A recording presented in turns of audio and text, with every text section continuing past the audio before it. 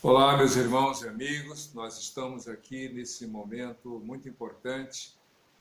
Você já tem observado que de segunda a sexta, de segunda a sábado, eu tenho compartilhado as reflexões, as meditações nos Salmos, excetuando esse domingo, porque no domingo já temos os cultos manhã e noite da nossa congregação.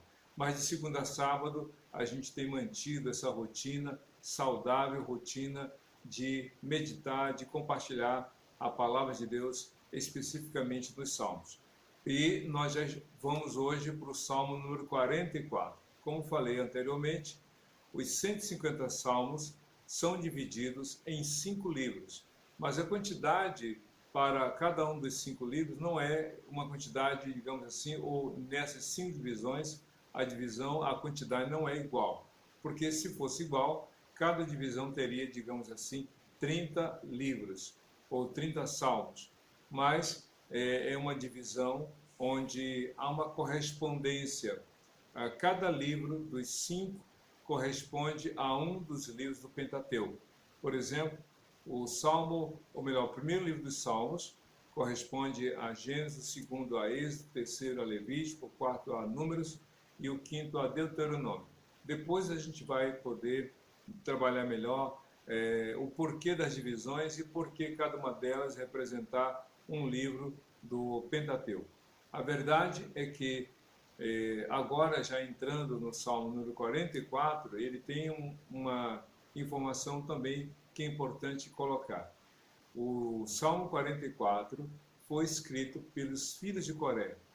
Esses filhos de Coré eram músicos que cantavam, que participavam dos cultos ao Senhor no Velho Testamento. Então, eles tinham naturalmente uma grande influência na questão do culto e da adoração a Deus. E é interessante que os salmos, que tem vários escritores como os filhos de Coré, representam, alguns deles, informações históricas que contam, que fazem, né, uma narrativa cantada naturalmente daquilo que foi a vivência do povo hebreu. Mas como os salmos compõem o que nós cremos ser a palavra de Deus, atrás dessa mensagem, por detrás dessa mensagem, nós encontramos lições para a vida de hoje. E o Salmo 44, alguns dizem que se ele tem um título, se a ele fosse dado um título, isso seria nada, digamos, motivo de orgulho, porque o título seria Derrota Nacional. Isso mesmo. O Salmo 44 apresenta a dramaticidade de uma nação que sofreu uma derrota. Mas é interessante como o Salmo faz uma narrativa, ainda que muito sucinta, de alguns aspectos importantes da história dos hebreus. O Salmo 44 começa com a seguinte informação que eu quero ler aqui para você. Diz assim o Salmo número 44. Com os nossos próprios ouvidos ouvimos, ó Deus, os nossos antepassados nos contaram os feitos que realizaste no tempo deles, nos dias da antiguidade. O Salmo, portanto, começa a fazer uma narrativa a partir daquilo que os seus escritores ouviram. Durante muitos anos, não havendo a escrita ainda, a história da nação era passada de pai para filho e de uma geração para outra apenas através de modo verbal. Não havendo escrita, então a comunicação, a história da nação foi passada de uma geração a outra apenas de modo oral, de modo mais tecnicamente falando, foi a forma deles então preservarem a história, comunicando de modo oral de uma nação ou de uma geração para outra. E aqui então o salmista diz: Deus, nós ouvimos, os nossos ouvidos ouvimos, com os nossos ouvidos ouvimos o que os nossos antepassados nos contaram, os feitos que realizaste no tempo deles, nos dias da antiguidade. E aqui uma coisa muito peculiar que eu quero comentar é essa comunicação entre uma geração idosa e uma geração nova. Numa cultura onde não havendo os registros escritos com muita facilidade, como hoje temos os arquivos, tanto em áudio quanto em vídeo, em PDF e outros meios mais. Naquela época era só a comunicação, mas aí havia uma comunicação não só por uma questão oral, mas de convivência. Havia então uma proximidade entre as gerações, os bisavós com os netos, bisnetos e assim mais, as gerações se comunicavam. E aqui diz o texto, os salmistas dizem: nossos antepassados nos contaram. Nos contaram o quê? Dos grandes feitos que realizaste no tempo deles. Aí eu pergunto para você, o que dos seus avós você ouviu, se você teve esse privilégio? Do que você tem ouvido dos seus avós, se Deus tem dado a você esta bênção? O que você tem ouvido dos seus pais? Coisas boas ou coisas ruins? Obras de Deus na vida deles ou não? E aí uma pergunta para você, o que você está passando para os seus netos? O que você está passando para os seus bisnetos? O que você está passando para os seus filhos? Os feitos do Senhor ou não? Nós sabemos que 2020 está sendo marcado por um ano realmente de muitas más notícias. Alguns dizem que 2019, o seu final foi difícil pelas más notícias, e 2020, ainda estamos no mês de maio, faltando ainda 6 meses, 7 meses para o fim do ano, e as notícias já estão nos cansando.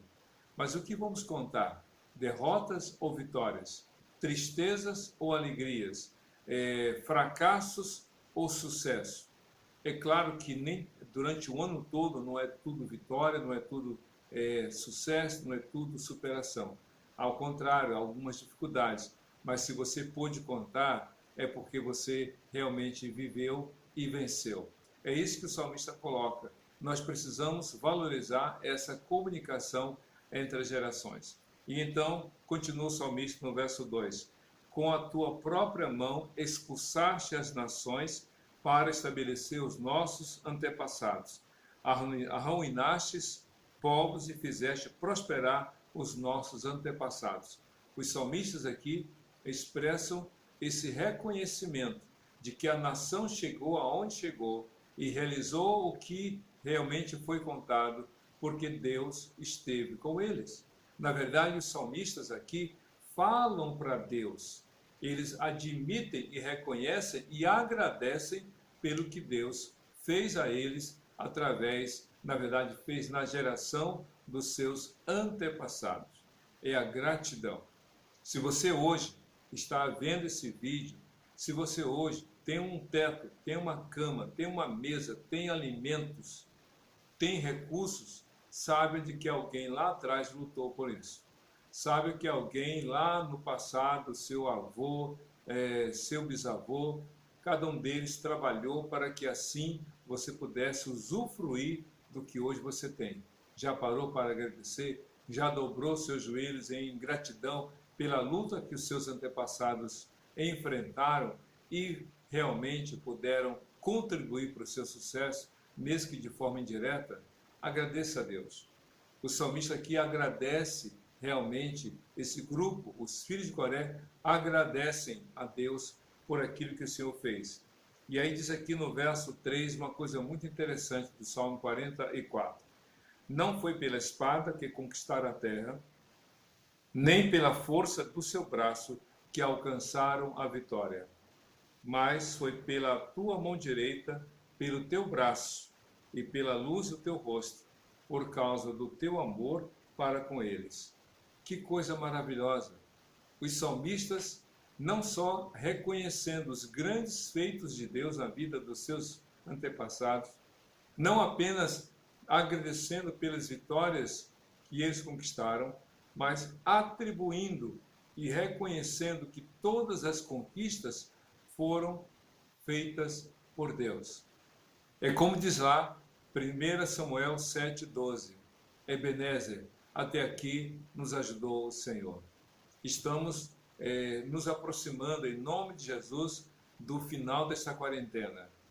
Mas até hoje, a gente pode dizer Ebenezer, até aqui nos ajudou o Senhor. É isso que diz o salmista aqui, ou os salmistas. Deus nos deu a vitória. Deus deu vitórias aos nossos antepassados. Não foi pela espada, não foi por atos de força humana, mas pela obra de Deus. Por isso é que há gratidão. E aqui é interessante, no verso 5 e verso 6, eles dizem o seguinte: contigo pomos em fuga nossos adversários, pelo teu nome pisoteamos os que nos atacam. Não confio em meu arco, minha espada não me concede a vitória, mas tu nos concedes a vitória sobre os nossos adversários e humilhas os que nos odeiam, Então os salmistas aqui estão falando outra coisa muito interessante. Eles fazem uma retrospectiva falando da vitória dos seus antepassados, vitórias dadas por Deus. Mas no presente, eles dizem praticamente a mesma coisa. Tu nos tem dado a vitória. Tu nos tem feito vitoriosos. Isso quer dizer para nós que a fé, as experiências, melhor dizendo, são transmitidas de pais para filhos, de uma geração para outra. A história é contada, as experiências são compartilhadas, mas a fé, não. A fé não dá para ser compartilhada, não dá para ser praticada por procuração. A fé é algo individual, é pessoal, é intransferível. Nossos pais venceram porque tu estavas com eles. Podemos dizer assim, os salmistas declarando. E nós também temos vencido porque tu estás conosco. Por isso, não adianta você se gloriar, porque meu avô foi crente, minha avó orava, meu pai é crente, minha mãe é crente. Se você não for crente, não há salvação para você. A salvação é individual. Não adianta você colocar seu nome no livro de oração, ligar para alguém orar por você, como a gente vê nas redes sociais. Olha, coloca meu nome aí. Mas se você, com a sua boca, não declarar a sua fé em Jesus, se em seu coração você não crê que ele morreu e ressuscitou, não há salvação para você. Não há salvação para você. Ela é pessoal. Imagine só, a gente está numa cidade próxima à capital fluminense, aqui em Duque de Caxias. Quantas vezes as pessoas vão ao mar, né, e ali ficam só lá na praia contemplando o mar. Mas só quem mergulha é que pode dizer a temperatura e pode dizer de fato qual é o sabor. Enquanto a pessoa não mergulha, só vê, ela não pode contar da sua experiência naquele mar. Entende isso? A fé é isso, é você mergulhar na palavra de Deus. Mas aí vem aqui uma coisa muito interessante. No verso 8 do Salmo 44 diz o escritor: em Deus nos gloriamos o tempo todo e louvaremos o teu nome para sempre. É essa disposição diante do que eles viveram, naturalmente que há um compromisso. Em Deus nos gloriamos o tempo todo e louvaremos o seu nome para sempre. Ou seja, nós não vamos nos gloriar em nós mesmos, nós vamos nos gloriar no Senhor. É como o apóstolo Paulo falou em Gálatas 6, verso 14.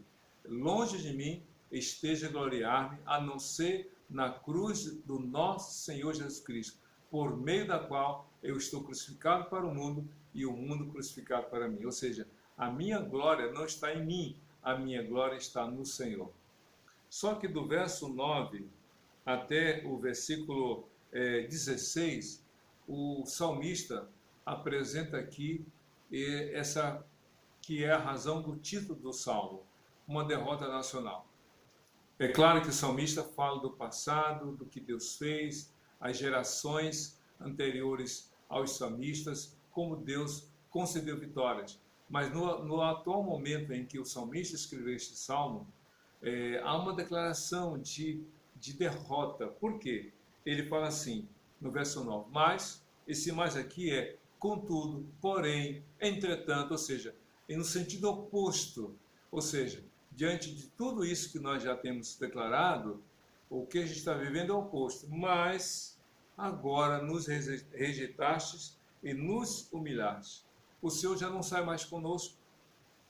Diante dos nossos adversários, fizeste-nos bater em retirada, e os que nos odeiam nos saquearam. O salmista começa a descrever uma série de situações vexatórias, vergonhosas. Aqui não existe uma motivação, ou uma razão, melhor dizendo, para tanta derrota, tanto fracasso. Veja só no verso 13. Tu nos fizeste motivo de vergonha dos nossos vizinhos, objeto de zombaria e menosprezo dos que nos rodeiam. Então os salmistas vão descrevendo essa derrota em que toda a nação estava passando. No verso 15, sofro humilhação o tempo todo, e meu rosto está coberto de vergonha, por causa da zombaria dos que me censuram e me provocam, por causa do inimigo que busca vingança. É claro que muitas vezes o Salmo apresenta palavras, os verbos no plural ou no singular. Às vezes há uma declaração individual ou coletiva. O fato é que a nação toda estava vivendo realmente um momento de fracasso, de derrota. Pode ser que algumas pessoas olhando para o Brasil estejam assim pensando, o coronavírus, o novo coronavírus derrotou a nação. Alguns dizem que o mundo inteiro nessa pandemia está sendo derrotado por um inimigo invisível. É verdade que enquanto nós não conseguimos reverter uma situação ruim, o sentimento de derrota é muito grande. Pode ser que para quem esteja no hospital, há uma derrota, há uma dúvida quanto à vitória e uma certeza do fracasso. Mas espere um pouco. Só podemos realmente dizer que algo é impossível de ser mudado depois de tudo ser tentado e nada ter acontecido diferente. O salmista estava descrevendo o sentimento de fracasso e derrota. No verso 17, ele faz a sua conclusão. Tudo isso aconteceu conosco sem que nós tivéssemos esquecido de ti, nem tivéssemos traído a tua aliança. Nossos corações não voltaram atrás, nem os nossos pés se desviaram da tua vereda. É como se o salmista estivesse assim colocando: por que, Senhor? Por que a derrota? Por que o fracasso? Por que nós não conseguimos vencer os nossos adversários? Por que nós não conseguimos ter vitória diante daqueles que lutam contra nós? Por quê? Essa pergunta que os salmistas fizeram pode ser que sejam as suas mesmas perguntas quanto à realidade hoje. Por que, Senhor, estou desempregado? Por que alguém da família que eu tanto amava morreu pela Covid-19? Por que, Senhor, que a minha cidade está vivendo como se fosse uma cidade fantasma? Por que, Senhor, que as escolas estão fechadas? Por que as empresas não funcionam? Por que eu estou nessa quarentena? Por que eu estou padecendo? Por que, Senhor? Aí ele coloca aqui, se eu nunca desisti de confiar em Ti, se eu nunca voltei atrás, se o meu coração sempre permaneceu no caminho do Senhor, na Tua vereda, meu querido, minha querida, eu tenho algo a dizer para você. Não há respostas satisfatórias para o sofrimento humano. Mas eu digo uma coisa para você, se Deus não poupou seu filho do sofrimento, como nos pouparia? Mas se Deus ressuscitou Jesus, dando vitória sobre a morte, certamente Ele nos dará essa vitória diante daquilo que enfrentamos. Se você ler Romanos capítulo 8, eu recomendo, do verso 31 ao verso 39, você vai descrever que a vitória não é isenção de dificuldades e nem ausência de problemas. A vitória é permanecer fiel, apesar das adversidades, apesar dos problemas. O verso 19 do Salmo 44 diz assim: Todavia, tu nos esmagaste e fizeste de nós como um covil de chacais e de densas trevas nos cobriste. E aí ele coloca algo também muito grave. Se tivéssemos esquecido o nome do nosso Deus e tivéssemos estendido as nossas mãos a um Deus estrangeiro, Deus não o teria descoberto, pois ele conhece os segredos do coração. E aqui então, novamente, o escritor do Salmo 44 apresenta duas razões para dizer que eles não entendem o porquê do sofrimento. Nós nunca voltamos para trás. E se nós tivéssemos deixado de adorar a Deus e partido para adorar outros deuses estrangeiros, por acaso Deus não saberia? Porque Deus conhece o coração de cada um de nós. Deus conhece os segredos do coração. Deus conhece o que passa aí no seu coração. E coração aí, nesse texto, é a sede dos pensamentos. O coração é onde se tomam as decisões. O coração é o lugar mais íntimo do ser humano. E Deus conhece. E Deus conhece.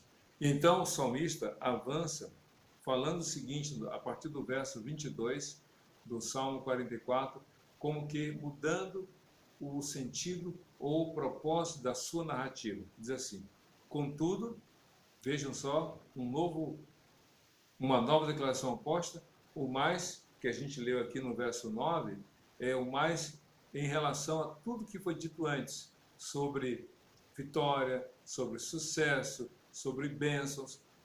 Contudo, aí vem a narrativa dos problemas, das dificuldades. E depois de ter falado aqui agora na segunda parte sobre a derrota, sobre o fracasso, ele fala também de que não abriu mão da fé e não abriu mão da confiança em Deus. E ainda que não tenha entendido as razões, ele diz assim no verso 22, contudo, ou seja, apesar de tudo isso, apesar de eu não ter resposta para o meu sofrimento, apesar de eu não saber por que a gente está enfrentando tudo isso, se a gente não abandonou o Senhor, se a gente esteve fiel, manteve-se fiel a Ele, por que Ele tem deixado isso acontecer? Porém, contudo, entretanto, diz o texto aqui no verso 22, contudo, por amor de Ti, enfrentamos a morte todos os dias, somos considerados como ovelhas destinadas ao matadouro. Esse texto foi utilizado por Paulo em uma de suas cartas, falando dessa disposição dos servos de Jesus de permanecerem fiéis a Jesus, apesar de todo o sofrimento. O novo coronavírus não escolhe pela cor dos olhos, pela cor da pele, pela cor do cabelo.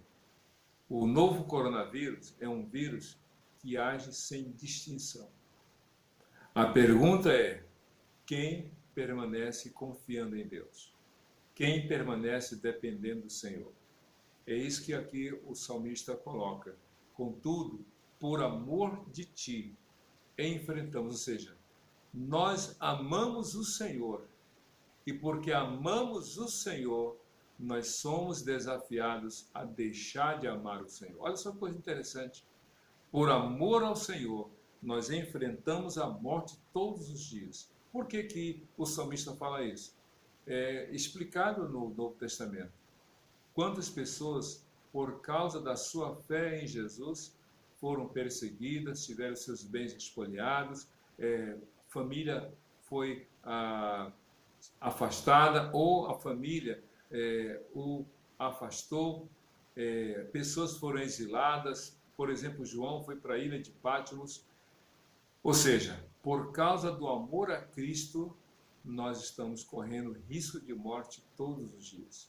Todos os dias somos desafiados a abrir mão da fé. Eu tenho certeza que com você não é diferente. Todos os dias um problema novo acontece. Todos os dias uma má notícia você ouve. Todos os dias a sua fé é provada. Mas Deus não quer que você desista. Por amor de Ti, nós enfrentamos a morte todos os dias. Podemos perder a vida, mas não vamos perder a fé. Podemos perder o emprego, mas não vamos deixar de amar o Senhor. Podemos passar por dificuldades, mas não vamos abandonar o amor do Senhor ou a fé no Senhor. E aqui no verso 23, se aproximando do final do Salmo 44, o escritor diz: Desperta, Senhor, porque dormes? Levanta-te não nos rejeites para sempre. Por que escondes o teu rosto e esqueces o nosso sofrimento e a nossa aflição? O salmista clama por Deus. O salmista clama ao Senhor: Senhor, não te escondes de nós. Senhor, não escondas o teu rosto de nós. Não nos esqueças. E então, o verso 26, o verso 25 e 26 são os versos com os quais o salmista termina o Salmo 44, que diz assim: Fomos humilhados até o pó, nossos corpos se apegam ao chão. Levanta-te, socorre-nos, resgata-nos por causa da tua fidelidade. O salmista conta então essa narrativa da derrota nacional, a derrota da nação, mas apesar de todo o sofrimento, eles não desistem de clamar ao Senhor. E ainda eles pedem: Senhor, levanta-te, socorre-nos, resgata-nos por amor ou por causa da tua fidelidade. Deus não abandona aqueles que confiam nele. Deus é fiel. Então, ainda que você esteja vivendo situações que aparentemente, entre aspas, possam supor uma derrota, permaneça fiel, porque a vitória não significa não passar por problemas. A vitória significa passar e superá-los pela glória e pelo poder de Jesus, para que você seja testemunha do amor e da fidelidade do Senhor sobre a sua vida e sobre os seus familiares. Que Deus abençoe a você em Cristo Jesus, Senhor e Salvador de todos aqueles que nele confiam. Amém.